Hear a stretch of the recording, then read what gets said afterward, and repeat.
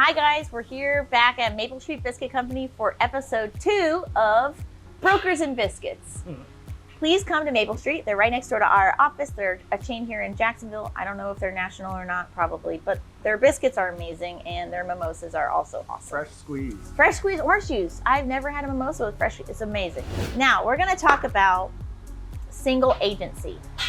They don't even know what that is. Yeah. So I know this much. When you hire a realtor in the state of Florida, the default is that realtors in Florida are transaction agents.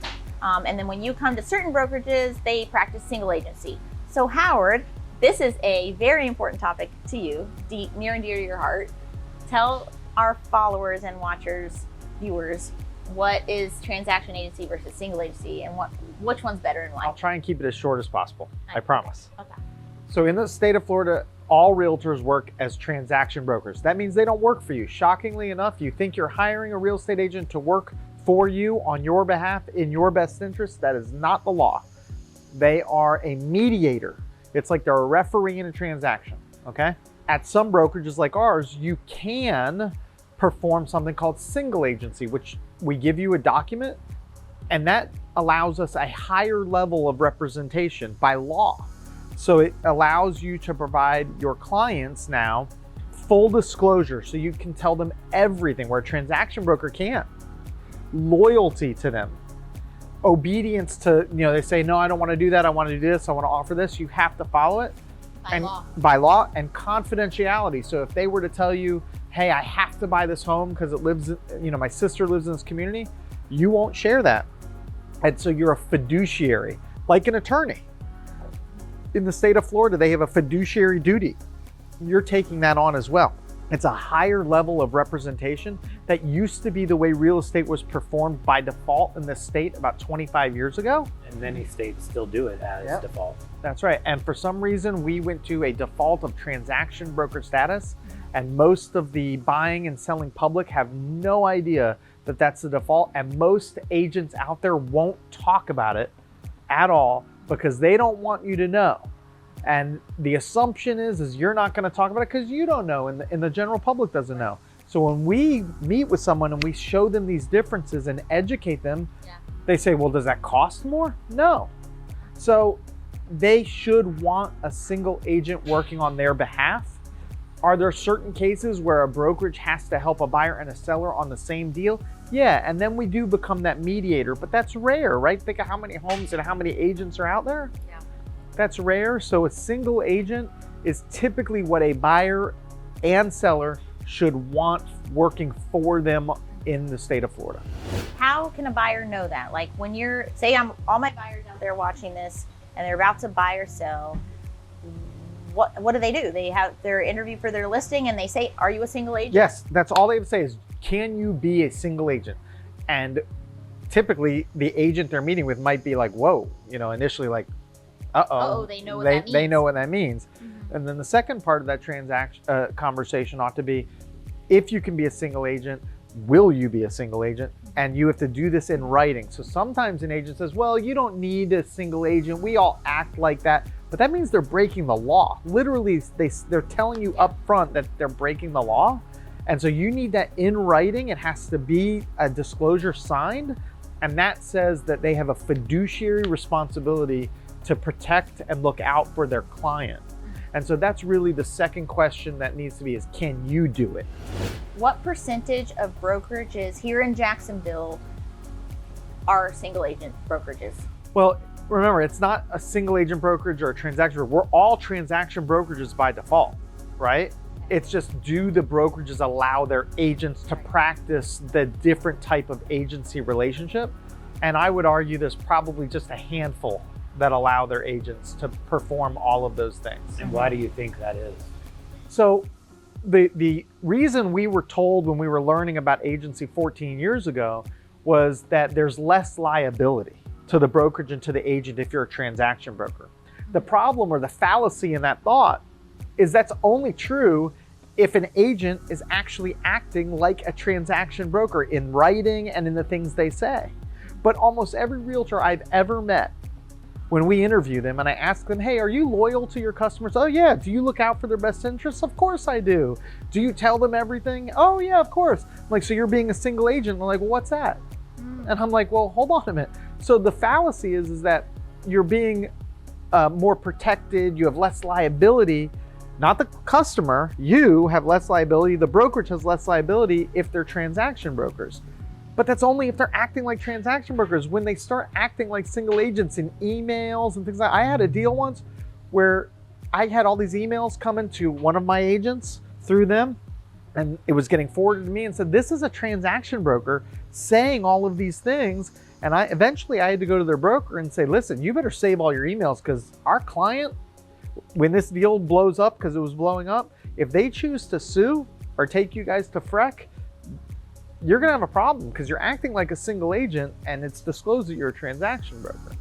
So that was the reason why is these I think the real reason why is because they don't want to have to train they'll hire anyone, right? They just, you called it a puppy mill. Yeah. They hire as many people as they can. They can't train them. They can't trust them to get this stuff down. And so they say, you know what, if everyone's a transaction broker, we don't have to worry about dual agency and training it. Yeah. And so they just don't worry about it. And so many realtors do it part-time. Yeah. And you can't they work for themselves 1099, so you can't force them to show up for training, but by keeping your brokerage small and talking about single agency in the interview process, like they're agreeing. And being available, right? And I coach on it all the time. I train on it all the time. All of our agents are really kind of the SEAL Team 6 when it comes to this stuff. And so, I think that the public wants a single agent. I honestly think that people in the general public, when they hire you, they don't know it's called single agency, but they think they're hiring you as a single agent. They just don't know that's what it's called. Right. And so that's, kind of the fallacy of the whole argument. And we train, we educate. Yeah. Like when you came over, you're like, what is single agency, right? Your old brokerage never talked about it, right? So you come over, we educate, and now the general public gets someone who can do the things in writing legally that they want you to do. Right. And the best feedback we get is when other agents at other brokerages reach out to us personally and tell us what a good experience they had with Round Table Agent A, and that they know what they're doing, and they always love working with Round Table agents because they always feel like they know what they're doing on the other side. And they know that they're going to get to the closing table because they have a Round Table agent and not an agent from such and such brokerage. Correct. I think they expect that Round Table agents know a lot more than the median that's out there. Yeah. The reputation of your brokerage does matter. It might not matter to your buyers or sellers, because most of the time they're hiring that person because they know that person, they like that person, they trust that person. But the brokerage that person works for does matter as far as their knowledge base. A lot of times when you go with a client to a home builder, the feedback from the home builder is like, oh, it's a Round Table agent. They know what they're doing. And that's really great. Yeah. I imagine you get people reaching out to you all the time. Hey, I have an agent. They're new. They want to come interview with you, blah, blah, blah. It probably happens pretty often. What do you look for, Keith, when hiring a realtor to join your brokerage? What are you looking for? First, we want to meet them. So whoever reaches out to us, we always want to set an interview and find out, their story, like, what they've done in the past, what they're looking for in the future, how many hours they have to give towards real estate, especially if they're part-time or if they're trying to make the transition from, a particular career into real estate because they have a passion for it. So I think, sitting down and making sure that we get to know them, see if we can be helpful to them as brokers, and make sure their willingness to learn and to gain knowledge and to use that knowledge, in their career is important to them. We definitely don't look for agents that, aren't willing to learn. We have come across that before where, if they have issues that they've run into in a transaction, that we want to make sure they learn from that, not just continue to make that same mistake over and over. So that's really important. We try to sniff that out as best as we can. The willingness to learn, the willingness to participate. Again, the brokerage is very family oriented. So like when we have gatherings and events and stuff like that, we want to make sure that they're going to be a good part of that family. And I think to layer onto that, and I've talked to David Heekin at Landmark Title about this, culture first. Culture first. Culture wins. And so we definitely try to make sure that when we're interviewing someone and they're interviewing us, that we see that they'll be a good fit for the Round Table family. Howard and I always say, like, if we took all of our agents out to dinner one night, like, we would all have a blast together. And that's how, like, when we do our holiday parties and like summer events and things like that, that's how it is. Everybody just gets along. It doesn't matter like what table you're sitting at with who, they all get along. And that's a passion of ours. It makes us happy. It fills our bucket. I've actually unofficially told him that my last stamp of approval when we hire someone is if I was at dinner with them, would I want to leave early? Oh no. Yeah. Like to go home and leave them there. Yeah, like not to like go hang out somewhere else. No, like this is just like if you just picture yourself having dinner with them and you're like, this would be dreadful, like then that's because that's also going to be how they make their buyers or sellers feel too. Right. Well, there's a lot of personality in this business, right? There's a lot of grit. You have to have grit. You have to have personality. You have to get along with people, and we do try and sniff out some of the flaws in some people that might be a great fit at a different brokerage but aren't a great fit here, and go from there. So there's been some incredible agents that we've interviewed that are huge producers, but we might not have felt they fit into that family basically. So we're very cognizant of making an error in judgment that'll affect the other 85 agents. You. Of the best realtors, because you've been doing this for 1 million years, because you're old. Thank you. She's not wrong. She's not wrong. Of the best realtors that you can think of, what makes them the best? And are there any common qualities that you see? Yes, for sure. So this is for both of you. So I'll speak on the empathy side. The best realtors are truly empathetic to the story of their client.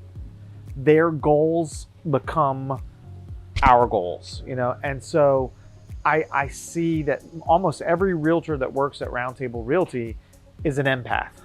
And sometimes that's a bad thing. Like we talked about before, sometimes I have to say, you need to take a break, right? You need to come. I'm a hardcore empath. Yeah. Hardcore. And sometimes you have to be like, you're on this roller coaster, you've got to slow down.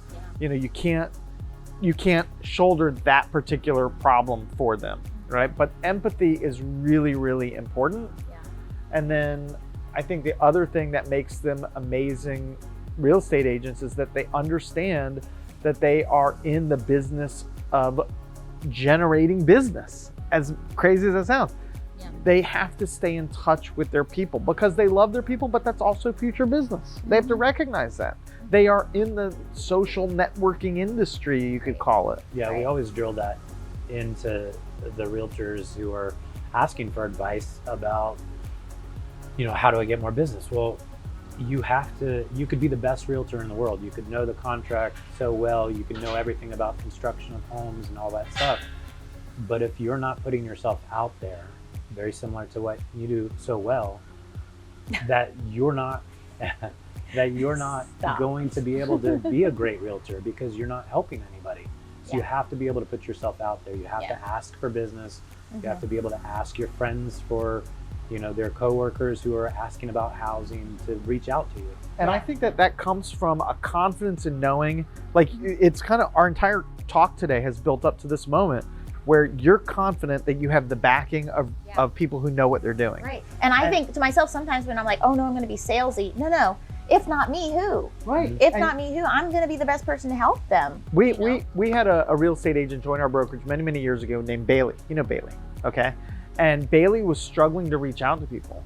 And I talked to her about it and I said, well, why? And she said, well, I feel like I'm being salesy. I said, well, that's the problem. You're reaching out to them because you're trying to help them and keep them from making a mistake, to save them in a way. Right. And she actually put that on a Post-it note on her computer and she would read it before making phone calls. Yeah. And it changed the whole dynamic, When you told me that story, it changed my mindset about, putting myself out there. That, when you get into real estate, there's this saying like, don't be a secret agent, haha. But it takes a while for that to really sink in. And you got to put all of your worries about yourself and like self-consciousness aside, because, and I talk to lenders about this and realtors about this, who are, they see my social media and they go, how do you do that? And I think how I feel about myself doesn't matter. Like my self-consciousness, it can't matter, because what matters is the buyers and sellers, and they need help. And the education and the value that we bring as a team is what buyers and sellers really need. And the education that you guys provide me is what my buyers and sellers really need. So I can't care about what I look like or sound like or act like, as silly as I can be, because at the end of the day, I want to be the one to help them, because there's so much miseducation in this field. Especially when you think they could land with a transaction broker, right? They could land with a transaction broker, not even know that they're with a transaction broker, and they could have been with you, who could have disclosed and helped. Or they end up with their cousin's aunt's mom. They're like, I have to use my cousin's aunt's mom because they're family. It's like, or who hasn't done a transaction in 2 or 3 years. Right, and I always say, like, the threshold to entry into real estate, unfortunately, is super low. I came from the professional music industry where I had to compete against 50, 100 people for one job. And so it was really confusing to me to come into real estate, where I got offered every job I ever asked for, and I had to choose where I wanted to fit in and go. And the threshold to entry into real estate is so low that pretty much anybody can go do the job and do it really badly. Yeah. But to do it well, you need somebody who has a great brokerage, who works full time. You can do it part time, but who works hard at their business every single day and really cares and is empathetic to what their buyers and sellers' goals are, I think. Yeah, agreed.